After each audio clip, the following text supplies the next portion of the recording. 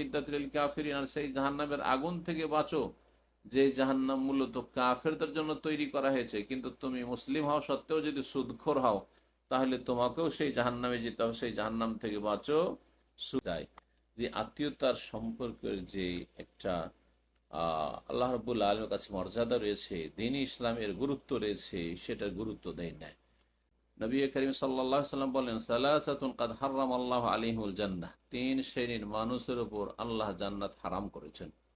মুদমিনুল খামর, যে আসসালামু আলাইকুম ওয়া রাহমাতুল্লাহি ওয়া বারাকাতুহু, বিষয়বস্তু হচ্ছে ফিন নাউসানি ফিন আসবাবি দুখুলিন নার, জাহান্নামে যাওয়ার দ্বিতীয় রকমের কারণ, অর্থাৎ অস্থায়ী জাহান্নামী হওয়ার কারণ। যারা জাহান্নামে যাবে কিন্তু চিরস্থায়ী জাহান্নামী হবে না, কেন তারা জাহান্নামে যাবে অথচ তারা চিরস্থায়ী জাহান্নামী নয়, কিন্তু তাদেরকে জাহান্নামে শাস্তি ভোগ করতে হবে। এই জাহান্নামে যাওয়ার কারণ কি? এইরকম যারা জাহান্নামে, তারা সকলেই কিন্তু এই মুসলিম উম্মার অন্তর্ভুক্ত। তারা মুসলিম ছিল, কাফের মুশরিক নয়। বড় কুফরি, বড় শিরক তারা করে মারা যায়নি, বরং তারা মুসলিম ছিল, কিন্তু তাদের বিভিন্ন কাবিরা গুনহার কারণে তারা অস্থায়ীভাবে জাহান্নামী হবে, বা আল্লাহ রাব্বুল আলামিন কিছুকাল বা দীর্ঘকাল তাদেরকে জাহান্নামের শাস্তি দেবেন। এর অনেকগুলি কারণ আছে, সবগুলি কারণকে একটি কথায় বলতে হলে তা হচ্ছে এমন কাবিরা গুনহা, যেই কাবিরা গুনহা থেকে তওবা না করে মারা গেছে। বিনা তওবায় যদি কাবিরা গুনহা থেকে তওবা না করে যদি মারা যায়, তাহলে আল্লাহ রাব্বুল আলামিনের ইচ্ছাধীন, যেমন হাদিসে রয়েছে, হয় আল্লাহ ক্ষমা করবেন আর না হলে তাদেরকে শাস্তি দেবেন। যদি শাস্তি দেন তো তারা চিরস্থায়ী শাস্তি পাবে না জাহান্নামে। এক সময় আল্লাহ রাব্বুল আলামিনের রহমত হবে তাদের ঈমান, তাদের তাওহীদের কারণে, এবং তাদেরকে আল্লাহ রাব্বুল আলামিন জান্নাত দেবেন। এই কারণগুলি শাইখুল হোসাইন রহমতুল্লাহ আলাইহি মোটামুটি 12টি কারণ তিনি এখানে উল্লেখ করেছেন। প্রথম কারণ হচ্ছে পিতামাতার অবাধ্যতা বা পিতামাতাকে কষ্ট দেওয়া, পিতামাতার সাথে দুর্ব্যবহার করা, পিতামাতার সাথে সম্পর্ক খারাপ করা, সম্পর্ক ছিন্ন করা, কথার দ্বারা বা কাজের দ্বারা পিতামাতার সাথে খারাপ আচরণ করা বা কষ্ট দেওয়া।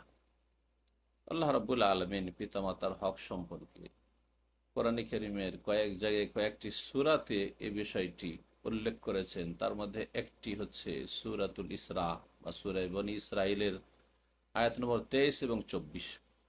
মহান আল্লাহ ইরশাদ করেছেন, ওয়াকাদা রাব্বুকা আল্লা তা'বুদু ইল্লা ইয়্যাহু ওয়া বিল ওয়ালিদাইনি ইহসানা। আল্লাহ রাব্বুল আলামিনের চূড়ান্ত ফয়সালা, চূড়ান্ত নির্দেশ যে তোমরা একমাত্র তাঁর ইবাদত করবে, তাওহীদ। এটা হচ্ছে সবচেয়ে বড় ফরজ এবং সর্বপ্রথম ফরজ মানব জাতির ওপর। আর তারপরে আল্লাহ রাব্বুল আলামিন বলছেন ওয়া বিল ওয়ালিদাইনি ইহসানা, এবং পিতামাতার সাথে সদ্ব্যবহার করবে। তাহলে আল্লাহ রাব্বুল আলামিনের ইবাদতের হকের পরে হচ্ছে পিতামাতার সাথে সদ্ব্যবহারের হক, ইহসানের হক, ওয়া বিল ওয়ালিদাইনি ইহসানা। পুরো আয়াত আমি তাফসীর করছি না সময় স্বল্পতার জন্য। সূরা লুকমানের আয়াত নম্বর 14তে এইভাবে আল্লাহ রাব্বুল ইরশাদ করেছেন, আনিশকুর লি ওয়া লিওয়ালিদাইকা ইলাইয়াল মাসির। আল্লাহ বলছেন আমার শুকরিয়া আদায় করো এবং তোমার পিতামাতার শুকরিয়া আদায় করো, কারণ ইলাইয়াল মাসির, আমার কাছেই প্রত্যাবর্তন স্থল, আমার কাছে এক সময় ফিরে আসতে হবে, তখন কিন্তু শাস্তি পাবে। যদি আমার শুকরিয়া আদায় না করো, ফরজ শুকরিয়া আদায়, ফরজ ওয়াজিব আদায়ের মাধ্যমে এবং হারাম নাজায়েজ অবৈধ কথা কাজ থেকে বেঁচে থাকার মাধ্যমে, আর পিতামাতার যদি শুকরিয়া আদায় না করো তাদের সাথে সদ্ব্যবহারের মাধ্যমে এবং খারাপ আচরণ না করার মাধ্যমে। নবী করিম সাল্লাল্লাহু আলাইহি সাল্লামের অনেক হাদিস রয়েছে পিতামাতার হক সম্পর্কে এবং পিতামাতার হক আদায় না করলে বা পিতামাতার অবাধ্য হলে, পিতামাতাকে কষ্ট দিলে যে শাস্তি রয়েছে সে সম্পর্কে। তার মধ্যে একটি হাদিস এখানে শেখ হুসাইন রহমতুল্লাহ আলাইহি বর্ণনা করছেন। নবী করিম সাল্লাল্লাহু আলাইহি সাল্লাম বলেন, সালাসাতুন কাদ হারামাল্লাহু আলাইহিমুল জান্নাহ, তিন শ্রেণীর মানুষের উপর আল্লাহ জান্নাত হারাম করেছেন। মুদমেনুল খামর, যে মদ পানে আসক্ত, যে সর্বদা মদ পান করে। ওয়াল আকলে ওয়ালিদাইহি, আর যে পিতামাতার অবাধ্য বা পিতামাতাকে কষ্ট দিয়ে থাকে। ওয়া দাইয়ুস, আর যেই ব্যক্তি হচ্ছে দাইয়ুস মানে স্ত্রী অথবা তার অধীনে যে মেয়েরা রয়েছে তাদের সম্পর্কে সচেতন নয়। স্ত্রী, পরকীয়ায় লিপ্ত মেয়েরা, চরিত্রহীন, হ্যাঁ, তার অধীনে যেসব মেয়েরা রয়েছে, যেমন বোনেরা রয়েছে, তারা চরিত্রহীন, কিন্তু ভাই অথবা মেয়েদের বাবা অথবা স্বামী তাই ইউস কাপুরুষ, জি হ্যাঁ, কোনো খোঁজ খবর রাখে না। আজ খোঁজ খবর রাখলেও জানলেও সে অন্যায়কে নির্মূল করার চেষ্টা করে না, তাদের সংশোধন, তাদের সোজা পথে চালাবার চেষ্টা করে না। দাইয়ুসকে আল্লাযী ইউকিরুল খুবসা ফি আহলিহি, যে নিজ পরিবারে পাপাচারকে স্বীকৃতি দান করে, পাপ চলতেই থাকে বাড়িতে, আর সে বোবা শয়তান হয়ে বাড়িতে বসে থাকে।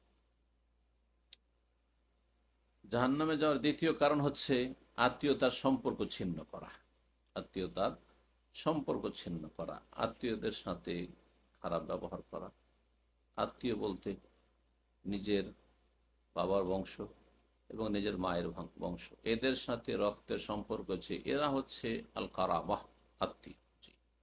আর আমাদের দেশের ভাষায় যে স্ত্রীর বংশধরকে আত্মীয় বলা হয়, সেটা বৈবাহিক আত্মীয়তা, কিন্তু সেটা এই আল কারাবার অন্তর্ভুক্ত নয়। তাদের হক, অর্থাৎ শ্বশুর বংশের হক আপনার বাবার বংশ অথবা মায়ের বংশের মতো নয়। যদিও তাদের সাথে সদ্ব্যবহার করতে হবে, তাদের সাথে বৈবাহিক একটা আত্মীয়তা আছে, সেটা এক ধরনের আত্মীয়তা, কিন্তু সেটা এই পর্যায়ের নয় যেই পর্যায়ের আপনার যেটা সিলাতুল আরহাম, যাদের সাথে আরহামের সম্পর্ক আছে, আত্মীয়তার সম্পর্কের কথা, যাদের হকের কথা কোরআন এবং সুন্নাতে বারবার করে আলোচনা করা হয়েছে এবং তার গুরুত্ব দেওয়া হয়েছে। সুতরাং আত্মীয়দের যে হকগুলি রয়েছে, সেটা আর্থিক হক হতে পারে কারো, জি হ্যাঁ, আবার কারো শারীরিকভাবে হক হতে পারে, হ্যাঁ, তাদেরকে সময় দিতে হতে পারে, তাদেরকে শ্রম দিতে হইতে পারে, এসব আল্লাহ ফরজ করেছেন। এই ফরজ কাজে বাধা প্রদান করা বা সেগুলি আদায় না করা, এ হচ্ছে আত্মীয়তার সম্পর্ক ছিন্ন করা। সহিহ বুখারী মুসলিমে জুবাইর বিন মুতঈম রাদিয়াল্লাহু তাআলা আনহু থেকে বর্ণিত হাদিস রয়েছে, নবী করিম সাল্লাল্লাহু আলাইহি সাল্লাম বলেন, লা ইয়াদখুলুল জান্নাতা কাতিউন, জান্নাতে আত্মীয়তার সম্পর্ক ছিন্নকারী প্রবেশ করবে না। আত্মীয়তার সম্পর্ক ছিন্নকারী জান্নাতে প্রবেশ করবে না। এইরকমই আবু হুরায়রা রাদিয়াল্লাহু তাআলা আনহু থেকে সহিহ বুখারী মুসলিমে হাদিস রয়েছে, নবী করিম সাল্লাল্লাহু আলাইহি সাল্লাম বলেন, ইন্নার রাহিমা কামাত, আত্মীয়তার যে সম্পর্ক রয়েছে এটি আল্লাহ রাব্বুল আলামিনের কাছে দণ্ডায়মান হলো। ফাকালাত লিল্লাহি আযza ওয়াজাল, মহান আল্লাহকে বলল, দরখাস্ত করল, হাযা মাকামুল আইযু বিকা মিনাল কাতিয়াতি, হে আল্লাহ, এটাই হচ্ছে তোমার কাছে আত্মীয়তার সম্পর্ক ছিন্ন করা থেকে আশ্রয়ের স্থল। আমি তোমার কাছে আশ্রয় কামনা করছি যেন আমার সাথে সম্পর্ক ছিন্ন না করে কেউ।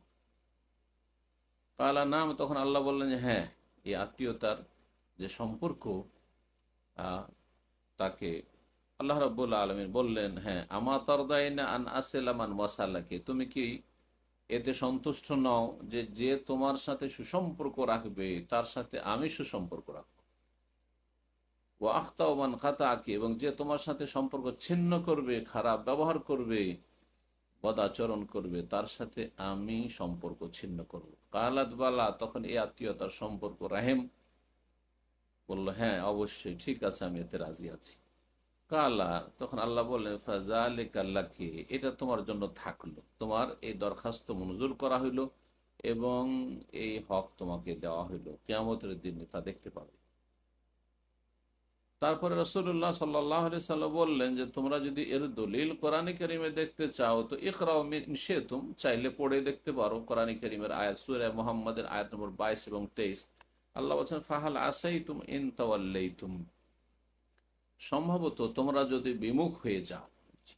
ইন তাওয়াল্লাইতুম মানে তোমরা যদি বিমুখ হয়ে যাও আল্লাহ রাব্বুল আলামিনের দিক নির্দেশনা থেকে। আল্লাহ রাব্বুল আলামিন যে আদেশ নিষেধ করেছেন এসব মানা থেকে, অথবা তাওয়াল্লাইতুম কেউ কেউ বলেছেন তোমরা যদি প্রভাবশালী হও, নেতৃত্ব পাও। মানুষ যখন প্রভাবশালী হয়, মানুষ যখন শক্তিশালী হয়, প্রতিষ্ঠিত হয়, তখন আল্লাহ রাব্বুল আলামিনের হক, মানুষের হক, পিতামাতার হক, আত্মীয় স্বজনদের হকের ক্ষেত্রে অবহেলা করে অথবা অহংকার প্রদর্শন করে। আল্লাহ বলছেন আনতুফসিদু ফিল আরদি, তোমাদেরকে নেতৃত্ব দেওয়া হইলে, প্রতিষ্ঠিত করা হইলে, অথবা তোমরা হয়তো সম্ভাবনা এরকম আছে তোমাদের অধিকাংশই ফিরে যাবে আর পৃথিবীতে বিপর্যয় সৃষ্টি করবে। অতকাত্তেও আরহাম, তোমরা আত্মীয়তার সম্পর্ক ছিন্ন করবে, তোমার আত্মীয়দের সাথে সম্পর্ক ছিন্ন করবে। যদি এইরকম কাজ কেউ করে, উলাইকাল্লাযীনা লাআনাহুমুল্লাহ, তাহলে তাদের ওপরই আল্লাহ রাব্বুল আলামিনের অভিসম্পাত হয়েছে, লানত হয়েছে। ফাআসাম্মাহুম ওয়া আমা আবসারাহুম, সুতরাং তাদেরকে আল্লাহ বধির এবং অন্ধ করে দিবেন। কিয়ামতের দিন আল্লাহ রাব্বুল আলামিন তাদেরকে উঠাবেন বধির করে এবং অন্ধ করে আল্লাহ রাব্বুল আলামিন উঠাবেন। দুঃখের বিষয় যে আজকে এই বর্তমান যুগে অনেক মুসলিমরা, বরং অধিকাংশ মুসলিমদেরকে দেখা যায় যে আত্মীয়তার সম্পর্কের যে একটা আল্লাহ রাব্বুল আলামিনের কাছে মর্যাদা রয়েছে, দ্বীন-ই ইসলামের গুরুত্ব রয়েছে, সেটার গুরুত্ব দেয় না এবং আত্মীয়দের সাথে সম্পর্ক ছিন্ন করে। এবং এই ক্ষেত্রে অনেকে খোঁড়া অজুহাত দাঁড় করে যে তারা আমার সাথে ভালো ব্যবহার করে না, সুতরাং আমিও তাদের সাথে ভালো ব্যবহার করি না, এবং তারা আমার সাথে যোগাযোগ রাখে না, সেই জন্য আমিও যোগাযোগ রাখি না, তারা খোঁজ খবর নেয় না, সেই জন্য আমিও খোঁজ খবর নিই না।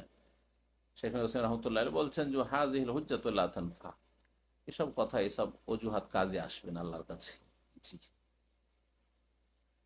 আপনি যদি এই যুক্তি পেশ করেন যে তারা খোঁজ খবর নেয় না, তারা সম্পর্ক রাখে না, সেই জন্য আমিও রাখি না, তাহলে এটা তো আত্মীয়তার সম্পর্ক আসলে হইল না। মূলত এটা তো হইল প্রতিদান দেওয়া।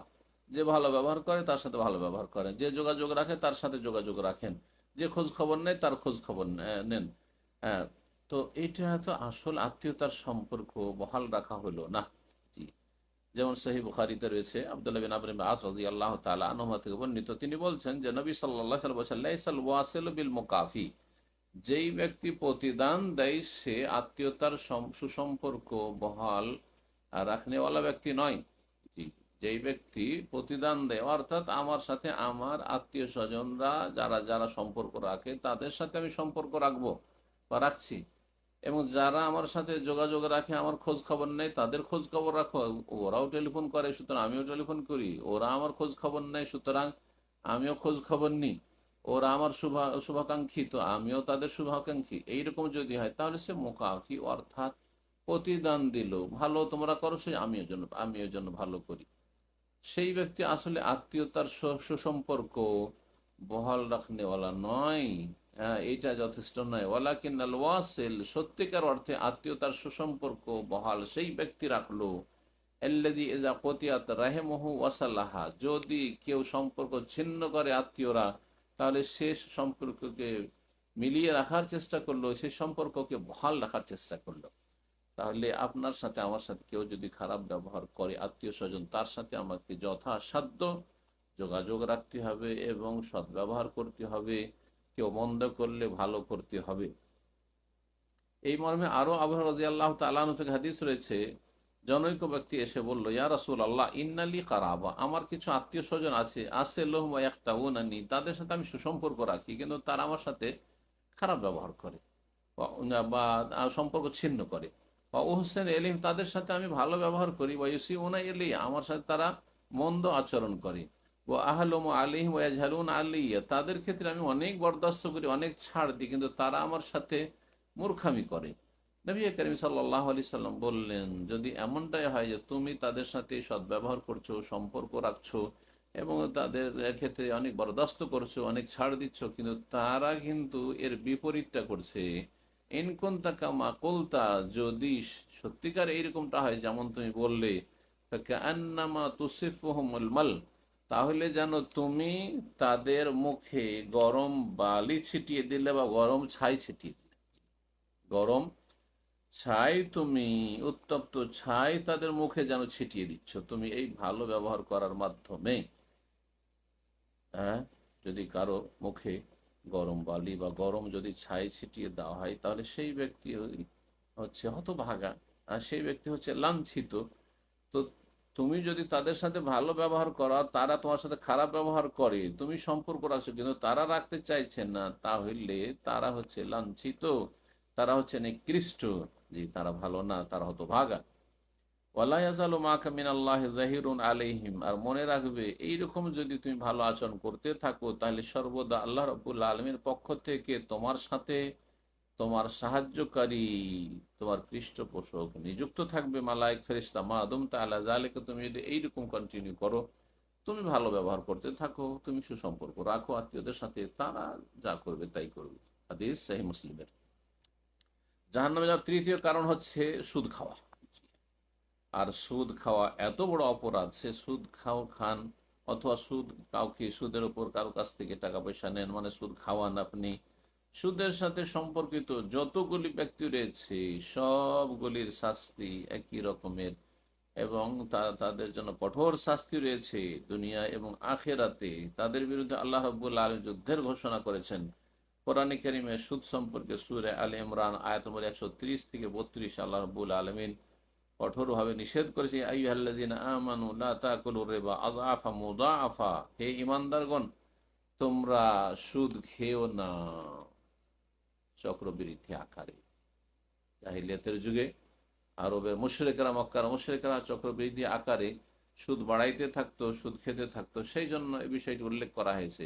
কেউ যদি চক্রবৃদ্ধি আকারে সুদ না খেয়ে শুধু একবারই সুদের চুক্তি করে, সেটাও এই রকমেরই হারাম, যদিও যত জুলম হবে তত বড় হারাম হবে, কিন্তু সবগুলি কাবিরা গুনাহ। ওয়াত্তাকুল্লাহ, এবং আল্লাহকে ভয় করো, লাআল্লাকুম তুফলিহুন, তাহলেই সফল কাম হবে, পরিত্রাণ পাবে। ওয়াত্তাকুন নার আল্লাতী উইদ্দাত লিল কাফিরিন, আর সেই জাহান্নামের আগুন থেকে বাঁচো যে জাহান্নাম মূলত কাফেরদের জন্য তৈরি করা হয়েছে। কিন্তু তুমি মুসলিম হওয়া সত্ত্বেও যদি সুদখোর হও, তাহলে তোমাকেও সেই জাহান্নামে যেতে হবে। সেই জাহান্নাম থেকে বাঁচো সুদ পরিত্যাগ করার মাধ্যমে, সুদী কারবার কে বর্জন করার মাধ্যমে। ওয়াতিউল্লাহ ওয়া রাসূলা আল্লাকুম তুরহামুন, এবং আল্লাহ এবং রাসূলের কথা মানো, যাতে করে আল্লাহর দয়া তোমাদের উপর হয়। আল্লাহ রাব্বুল আলামিন এইভাবে ইরশাদ করেছেন যে সুদখোরেরা জাহিলিয়াতের যুগে তারা বলতো, ইন্নামাল বাইউ মিসলুর রিবা, সুদ খাওয়া আর ব্যবসা করা একই জিনিস, ব্যবসা আর সুদ একই জিনিস, তোমরা ব্যবসা করছো, আমরা সুদ খাচ্ছি, অসুবিধাটা কি? আমার টাকাটা তো ব্যবসায় খাটালে কাজে লাগতো, এরকম কথা অনেকে আজকাল বলে থাকেন। ব্যাংকে আমি রেখেছি, ওখান থেকে সুদ দিচ্ছে, অসুবিধাটা কি? আমি সেটাকে দিয়ে যদি ব্যবসা করতাম তো আমার কাছে তো লভ্যাংশ আসতো, কিন্তু আপনার ঝুঁকি ছিল, কিন্তু সুদের ক্ষেত্রে আপনার কোনো ঝুঁকি নেই। জি, সুদকে আল্লাহ বলছেন যে ও আহাল্লাহুল বাইআ ওয়া হাররামার রিবা, জি, আল্লাহ ব্যবসা বাণিজ্য হালাল করেছেন, ঠিক আছে, ব্যবসা করো, ঝুঁকি নাও, পরিশ্রম করো, মেহনত করো। ব্যবসাতে যেমন রয়েছে ঝুঁকি লাভ লসের, তেমন তাতে পরিশ্রম করতে হয়, মানসিক শারীরিক ছোটাছুটি পরিশ্রম করতে হয়। ও হাররামার রিবা, আর সুদকে আল্লাহ এই জন্য হারাম করেছেন যে সুদের ক্ষেত্রে আপনি এত% লাভ পাবেন নিশ্চিত। হ্যাঁ, লাভ লসের কোনো সম্ভাবনা নেই, যে লাভের সাথে লস হওয়ার কোনো সম্ভাবনা আছে বা ঝুঁকি আছে, কোনো ঝুঁকি নেই। নাকে তেল দিয়ে ঘুমাচ্ছেন, আমার মাসের মাসে এত টাকা আসতে আছে। হ্যাঁ, সুদী কারবারে যারা জড়িয়ে আছেন। দ্বিতীয়, যে যে সুদখোর কোন রকমের পরিশ্রম করে না, জি, কোনো পরিশ্রম করে না, না শারীরিক পরিশ্রম, না ছোটাছুটি দৌড়াদৌড়ি, না মানসিক পরিশ্রম। ফামান জাহুমা ওয়াইদাতুম মির রাব্বিহি, আল্লাহ বলছেন যার কাছে তার প্রতিপালকের পক্ষ থেকে ওয়াজ উপদেশ চলে আসলো, আর তারপরে ফান্তাহা এই সুদি কারবার থেকে বিরত থাকলো, ফালাহু মা সালাফ, তাহলে অতীতে যা হয়েছে হয়েছে, সবগুলি থেকে মুক্ত হওয়াটা আবশ্যক না। যদি কেউ মুক্ত হয় তো ভালো কথা।